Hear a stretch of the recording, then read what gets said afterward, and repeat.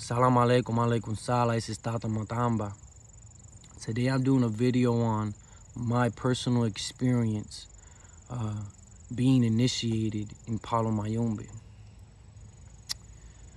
I wasn't initiated, or born into the tradition like many people are. I was born in Puerto Rico in a very humble family. I was the middle child of 3 brothers.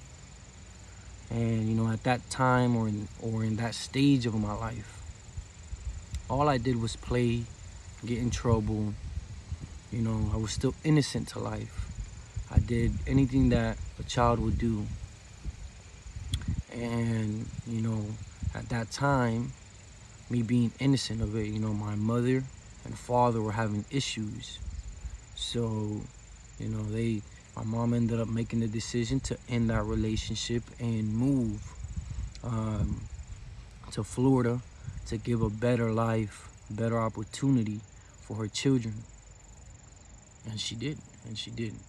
But you had to also keep in mind that, she was a single mom, could barely speak English, didn't have any family, didn't have any friends in Florida. And she just made the decision to go out there. She knew that she had to make it work somehow, and she did. The only good thing that she had under her belt was that she was educated. She had a degree. She was a nurse, a registered nurse. And she went out there and she made the decision for that it impacted all her sons or her children tremendously. And anybody who's Puerto Rican understand the issue or the struggle that's over there in our island. So she ended up making that decision, and we came to Florida. And at that moment, that's the first time in my life where I experienced an unstable household, right? Where my mom would work long hours so she could make ends meet. Where my big brother took the role of the father figure in the house, where he would babysit us. Because obviously my mom, babysitting at the time was expensive, and it still is expensive. And I didn't have my father. My father wasn't there anymore. And I always, asked life and questioned, why they separated, or, why things had to be that way. And why couldn't life give me a father? Many times, even on my birthday, I wished that. Many nights before I went to sleep, I would think about that. And life gave it to me. Life gave me a mentor, a role model, and a tremendous father figure. My mother ended up, marrying or having a spouse. I had my stepfather, and he's a good stepfather. He played his role. He did what any stepfather would do, but there was still that lack of connection, And at this time, I'm like 9-10 years old, still innocent to life, still innocent. And my stepfather ended up getting sick. He couldn't sleep at night. I remember he used to say, like, they're choking him in the middle of the night. He would get these weird rashes and started to do weird things. He started to do some weird things, like drink out of the faucet. He started losing a lot of weight, a lot of weight. And my mom, she's overqualified in this aspect, or in this trait in the medical field. So she's looking at it and she's like, these things are not normal, even though they took him, to the doctor to get checked. And they said everything's fine. So, many Hispanics, see these symptoms, and we know, we're like, oh, brujeria, witchcraft or any of this. So my mom went looking for a priest, any priest, because our family truly didn't understand this practice or wasn't born within these practices or any of this. And she ended up meeting my godfather and my godmother. And at the time I was around 11 years old. And, you know, my stepfather got initiated, my little younger brother got initiated. And I ended up getting initiated a few months later when I met my godfather. And I remember meeting my godfather that day. You know, I remember meeting my godmother when I met her. She had a very warm smile and very mother-like, very warm. And my godfather was very, his presence alone, you know, demanded respect, demanded for you, you know, to look up to him, you know, to look up to him and look at him for what he is, you know. So when I met him and I seen his presence, his manliness, and he was very respectful man. He was very extremely educated also, because I remember I watched how he would interact with my mother and my stepfather, and the way that, you know, he would speak. And it was very subtle, very calm, very collected man. He loved to observe too at the time, you know, now that I look back. And he was a great man, knowledgeable. And I got initiated in that household. I went through the process like many of you have gone through or are looking, right, to get initiated. You know, at that time, I couldn't see if he was going to be a good godfather, a bad godfather, a responsible one, an irresponsible one, if he had knowledge or didn't have knowledge, if he was a thug or if he was a lowlife, if he was educated, if he was somebody in life, if he had morals, codes, convictions. I didn't know any of that. I was just a child. My mom had to make that decision for me. And she did. And I made the decision to get initiated, you know. We spoke about it right there in front of my godfather, her, my stepfather, everybody was there, and they asked me, you know. We went in the little room, we did the consulta, we did the consultation, and it came back, you know, that they accept me.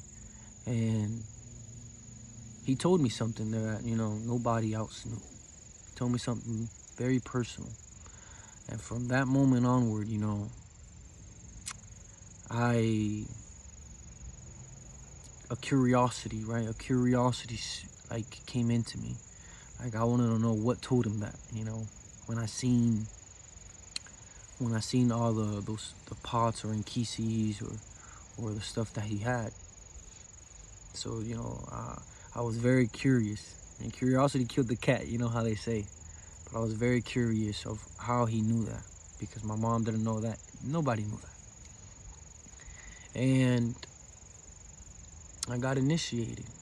And what I can say is that I got very lucky. I was extremely lucky, and I am extremely lucky. Because I think that, you know, I got initiated in a household where, you know, I was loved, and I am loved, and I was cared for, and I was taught. And most of all, right? Most of all, I met, you know, my father figure. I met the man, you know, that impacted me in my life. The man who instilled, right? Instilled respect, morals, codes, convictions, ethics in me, right? He's the catalyst of who I am. A great part of me, of who I am, is thanks to that man in my life. What my father couldn't fulfill, that man fulfilled for me. And to this day, you know, to this day, I reflect back So many years ago, over a decade ago. Now that I'm an adult, now that I have a wife and I have a family, and I look back a lot, to reflect to his teachings, the way that he resolved his issues, his problems, the way that he would communicate, all these things, that everybody needs, that a man needs in life to thrive. And I thank him a lot. He just didn't teach me about medicine in general, not just about the practice. Even though after I got initiated and, the 21 days passed and I got my libreta with my name and all that stuff, the process that many houses have, and I jumped right in, he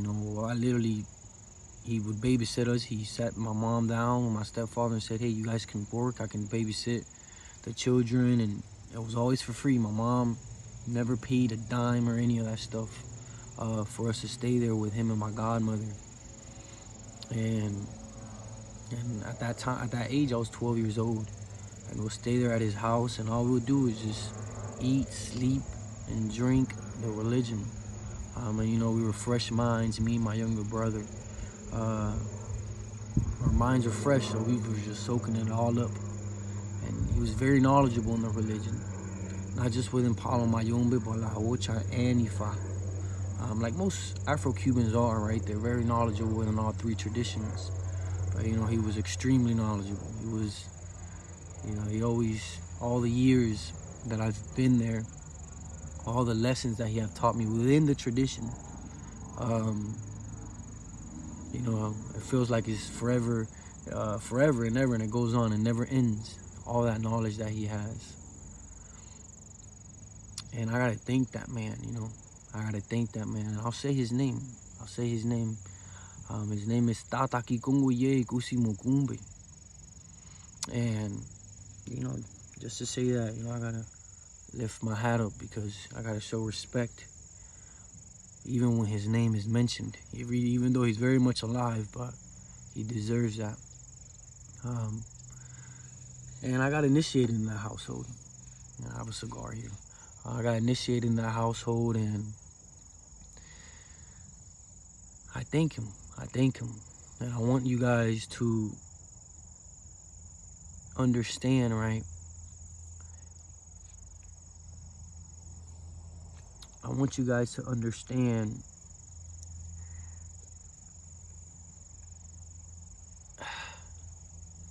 that Palo Mayombe needs to be a family. If it's not like a family, if there's not a relationship, it's not Palo. Even within the Bakongo, the Kanda, the community is very huge, very big. Even within La Ocha and Ifa, these things are very close-knitted. It's very much like a family. And I feel sad, right? Or bad, or, for people who have had a negative experience within Palo Mayombe. I've been very lucky. And at the age, a very early age, when I was 13, I received my Nkisi. And that's another topic, right? Before, this is the thing I like about Palo Mayombe, that the other traditions may not have this, right? Palo Mayombe, or Nkisi Malongo, you can practice the tradition. You can be within that household. You can learn, and the responsibility of having an Nkisi, una aprenda, un fundamento. And in Nganga, how they say in Cuba, it's not on you right away. You can be initiated as an Engayo, or even as a Tata. Many houses do it that way, you have to respect all lineages. But, that level of responsibility of having an Nganga is not thrown at you right from the get-go. The responsibility to take care of something is not there. So you can observe, you can see what is required of you, because you'll be inside the family and see the tatas and the yayas or the godfather, their role and responsibility within their position inside of the tradition, right? That if you decide to acquire an Inkisi or a prenda fundamento or even an Incuyo, the level of responsibility for you, will rise. It's going to rise up. And it's something that needs to be taken very extremely serious. So you got to think about this, right? At the age of 13 years old, my godfather sat me and my younger brother down, and he told us. He said, you guys are ready for your fundamento, for your inquisis.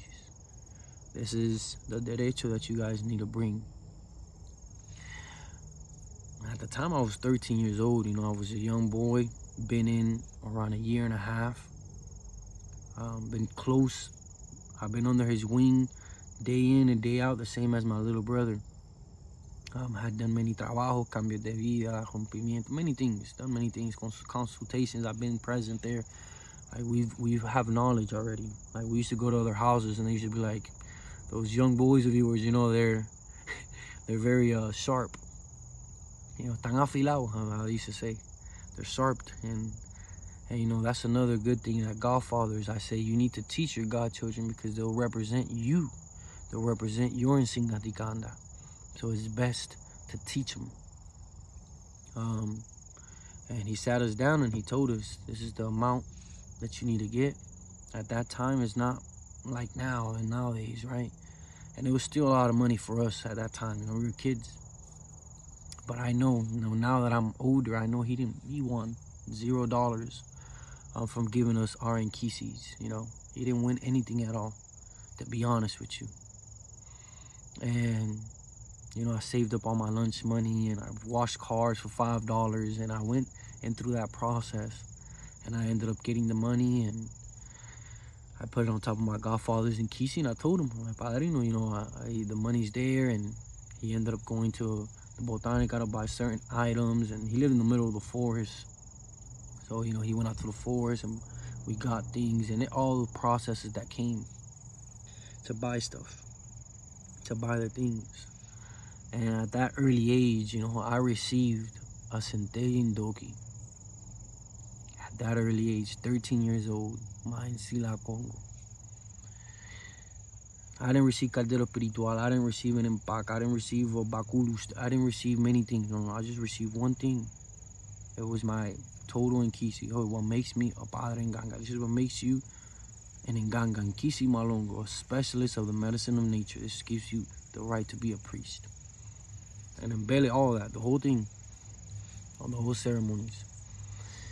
And I ended up, going through with it.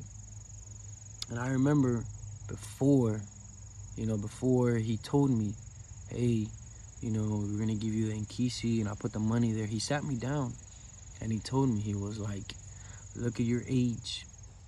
Once you make this decision, there's no going back. There's no going back after this. This is for life.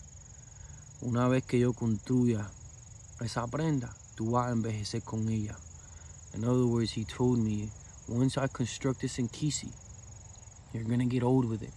This is for life. This is not known. You're gonna do it today, and your responsibility for it, you can throw it away tomorrow or any of that stuff. This is for life. Are you sure? I remember he kept saying that. Tú estás seguro. Tú entiendes lo que tú estás haciendo. Tú estás seguro con tu decisión. He asked me like 4 or 5 times, outside of the room. When we went in there, the agreement, I said, he said, and, he grabbed the money from there when he asked if he can take it and all the stuff. So then I went with him to go buy all the stuff we had to get. And at that early age, before I had car payments, before I had any responsibility in life at all, anything, from car payments to showing up on time at work, from school, from big projects, all these things, responsibility, husband, marriage, bills, phone bills, all these things that, life throws at you. The very first responsibility I had was my centellean doki. And I think personally that's the best thing that has ever happened to me. That right there is my bread and butter. That's my rock. That's my mutamantoto and Nganga. That's my confidence in this world. And it's been the best. Has it been tough? Yes. It's been tough. Have I had uphills just like anybody? Yes, I have had. Have I had downhills just like anybody? Yes, I have. Most of the time, the downhills or the storms that I've gotten into is because I didn't listen to when the Nkisi told me to do certain things because of the unexperienced. But now I'm older and I understand a little more, of the seriousness of the tradition, the seriousness behind it.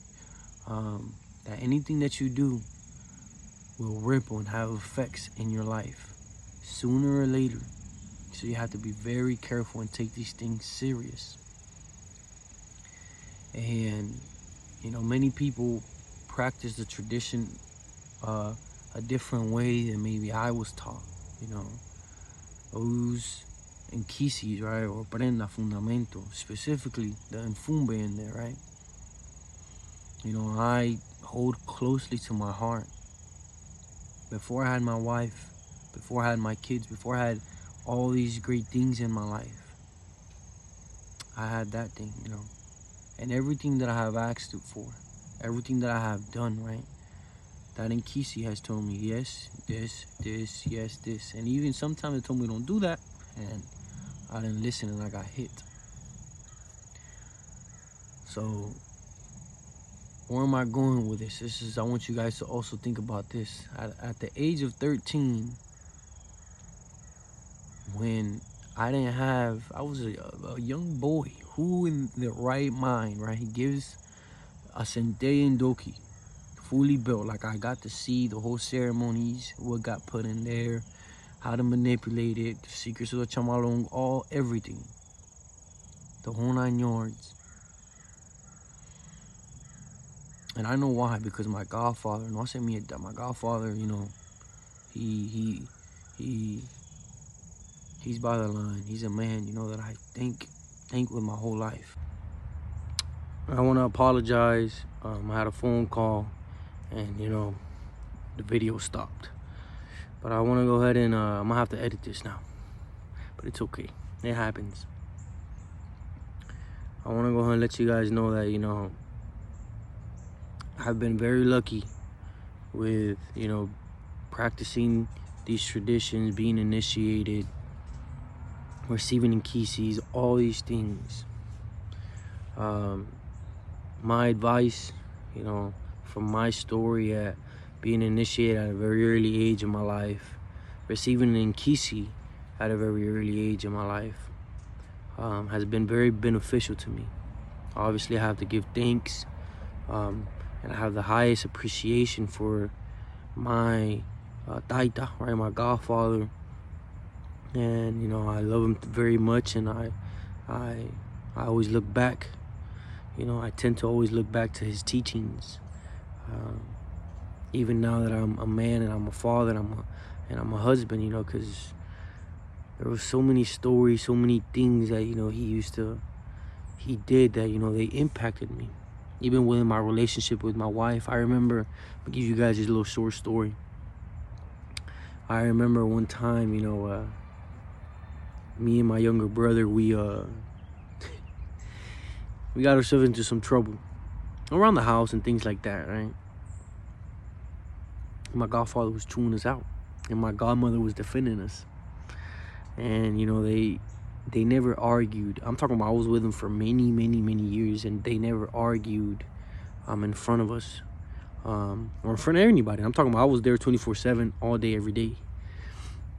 And I've seen different with my mom and her partners, in that sense. She used to argue with him and stuff like that in front of us. But when I seen that they had a disagreement and they were both on different sides, he gave her a look and she gave him the look, and they ended the conversation, and she continued cooking. My godmother continued cooking, and my godfather, looked at us And he calmed down. He changed the conversation. He started teaching us about math and he loved math and stuff like that. And we ate, and the nightfall came, and I slept in the couch. My brother went to go sleep with his children, because I slept alongside my godfather's children too. He was a phenomenal father. He's a phenomenal father. I look up to him, as a father figure. He deserves a trophy. He truly does. And I remember I fell asleep in the couch, and I can, the air conditioning vent, I can hear through it, like from their room to out in the living room, out by the living room, I can hear, because it was so quiet in their house. And they're, I can hear them conversating about the discussion, the disagreement that they had prior to the day. And it was so peaceful, so respectable that I was like, man. I'm smoking a cigar, so I got my tongue a little spicy. It's really good. I remember that. I still remember like if it was today, the respect that relationship had, the respect that it had, the level of communication. It was beautiful. And that's just one aspect. There's so many. I've lived life thanks to my godfather. My mom, she took me out of Disney World, and many places I've gone with my mom, and her sacrifice. But I've lived life thanks to him. I've been on multiple cruise ships and been all over the world thanks to my godfather. I've lived life with him, through him and his sacrifice. Even though I paid more sometimes in my stuff because I was grown already, but I lived through him. I've been on RVs and Los Cayos and North Carolina and all over Mexico and the Caribbean, all over the place, and best restaurants. And I live life. I truly live life to that man. And I don't want to make this video extremely long. I already have to edit it. I want to at least give you guys this. Take your time with the godfather, or where you get initiated. Make sure that you can be a part of the household. I've spoken to many of you who have emailed me. I told you guys, take your time and make sure you find a good godfather that can teach you, you can be a part of. Because there's so many out there. I've spoken to many tatas that have like a lot of knowledge, extremely a lot of knowledge, and they teach their godchildren, and they want you to be part of the household. And be patient and understanding and love to grow. But take your time with that. That's my experience with coming into the tradition, receiving in Nkisi's, and it helping me. It's truly been a blessing. And I always say, I've been extremely lucky in that sense. I feel like I won the lottery 20 times. There's no amount of money or pleasure in this realm, in Kuinsik, in this physical realm, that can, put a price tag on the experience that I have had with my godfather, my godmother, and my Nkisi's. Because that's literally a piece of who I am. I want to go ahead and leave you guys with Nsinga Tikana Ninga Katu Bukako. The biogenetic rope or umbilical cord of the community should never be cut. It should be reinforced. In other words, uphold the tradition, make the right decisions for the tradition. Like, share, subscribe, leave a comment down below. Thank you guys for your time. Salam alaikum, malaikum salam.